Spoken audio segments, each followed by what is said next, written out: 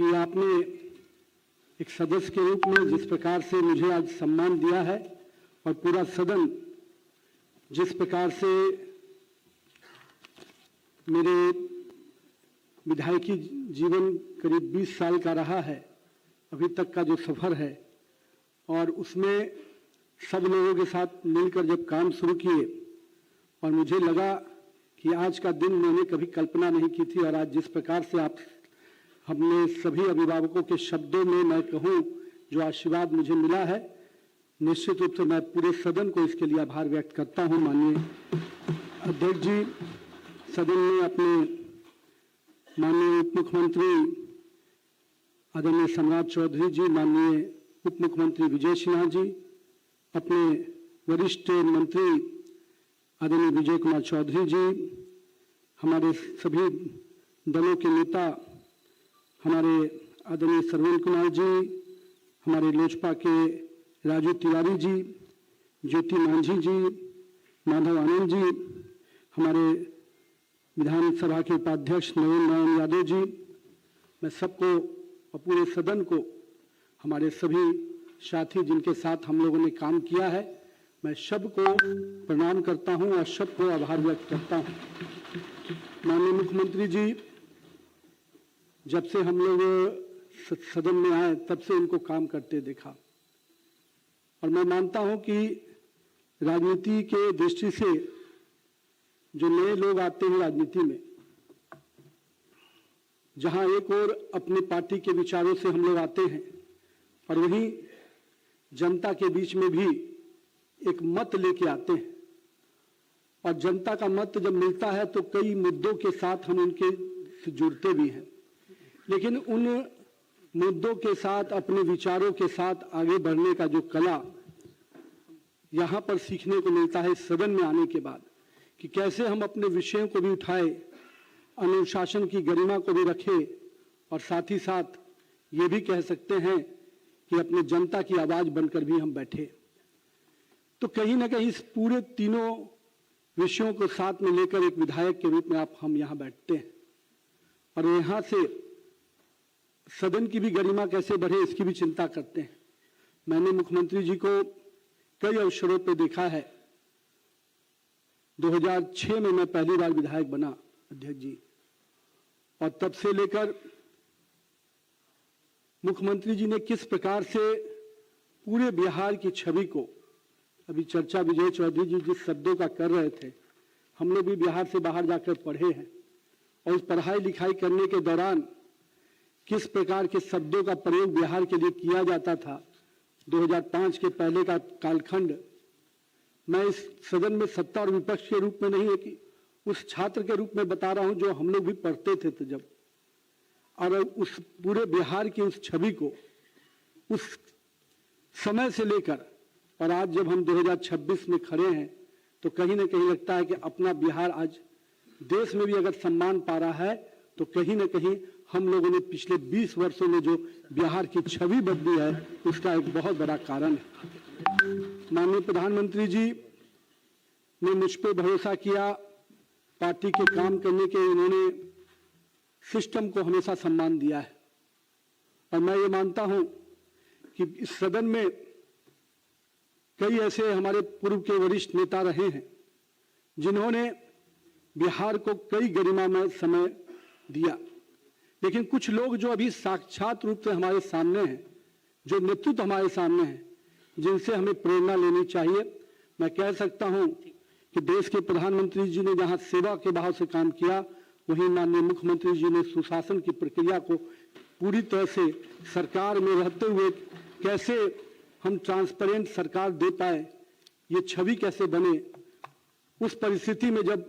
बिहार निकल कर आया था और आज जिस परिस्थिति में हम बैठे हैं, मुझे लगता है यहाँ पर बैठे हुए सभी सदस्यों के लिए ये अपने आप में एक ऐसा नेतृत्व है जिससे हम सबको प्रेरणा लेने की हमेशा जरूरत रहेगी। ये सदन मेरे पिताजी के मृत्यु के बाद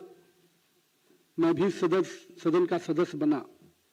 और मैं एक बात कई अवसरों पर कहता हूं अध्यक्ष जी, मैं भी नहीं जानता था जब राजनीति में नहीं आया था कि एक व्यक्ति समाज में कितना बड़ा स्थान पा लेता है राजनीति में आने के बाद। जो भाव से जनता उसको देखती है, मैंने अपने पिताजी के जीवन को उसमें देखा कि लोग मेरे हाथों को पकड़ के मिलते थे, रोने लगते थे, तो मुझे लगता था कि मेरे पिताजी हैं, सामने वाला व्यक्ति क्यों इतना भावनात्मक हो रहा है। मैं नहीं जानता था कि उसकी भावना किस प्रकार से जुड़ी है, लेकिन मुझे लगा कि मैंने पिछले 20 वर्षों में हमेशा ये ध्यान रखा कि मेरे पिताजी की छवि के हिसाब से मैं हमेशा अपने आप को आगे लेके चलूं। और मुझे लगता है कि हमारे आज के सभी जनप्रतिनिधियों को ये बहुत आवश्यकता है हम सबके लिए कि हम जनता के साथ किस प्रकार से उस लगाव के साथ जुड़े, उस भावना के साथ जुड़े,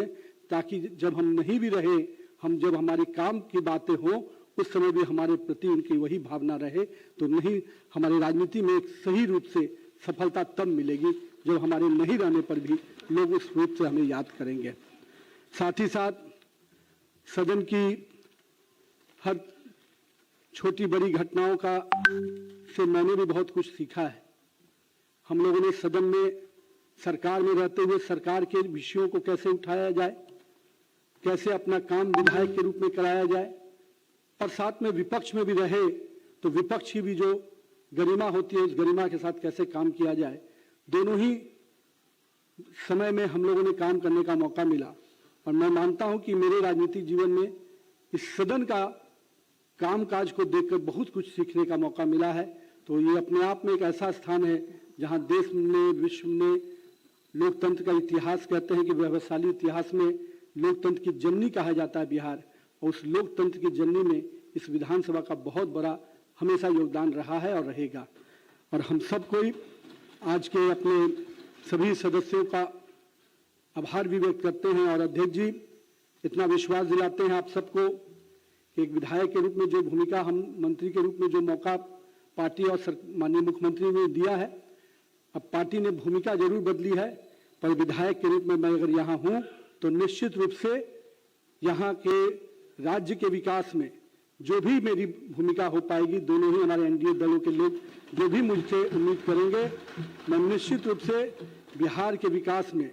माननीय प्रधानमंत्री जी ने जो सपना देखा है 2047 के विकसित भारत का, और माननीय मुख्यमंत्री जी जिस दिशा में बिहार को निरंतर आगे लेकर आगे बढ़ रहे हैं, हम लोग भी उस भूमिका में इन दोनों के नेतृत्व में पूरी ताकत से बिहार को विकास में पथ पर और तेजी से आगे लेने में पूरी अपनी योगदान देंगे। साथ ही साथ मैं अपने सभी साथियों से आग्रह करूंगा कि आप सब मिलकर, हम बिहार की वो टीम है, सत्ता और विपक्ष में कोई भी लोग बैठे, पर बिहार की छवि अगर बड़ी होती है तो उसका सम्मान सबको मिलता है। आज मैं जब देश के में दूसरे राज्यों में जाता हूं, लोग बहुत हमें उस रूप में नहीं जानते, लेकिन बिहार के नाम पर जब लोग मिलने आते हैं और जिस भाव से मिलने आते हैं, वो लगता है कि आज बिहार के लोगों को एक जुड़ाव का एक केंद्र मिल गया है। तो मैं पूरा प्रयास करूंगा कि जो सम्मान आपने दिया है, जो सम्मान पार्टी ने दिया है, उससे बिहार में, देश भर में रह रहे सभी बिहार के लोगों को मैं जोड़कर निश्चित रूप से बिहार एक गर्व का विषय बने, बिहार एक सम्मान का विषय बने, और हम अपने पुराने गौरवशाली इतिहास को पुनः वापस लाने की दिशा में जिस प्रकार से माननीय मुख्यमंत्री जी के नेतृत्व में हम लोग काम कर रहे हैं, निश्चित रूप से 2047 में भारत भी विकसित होगा, बिहार भी विकसित होगा और बिहार अपना पुराना गौरव भी वापस लेके आएगा। बहुत बहुत धन्यवाद।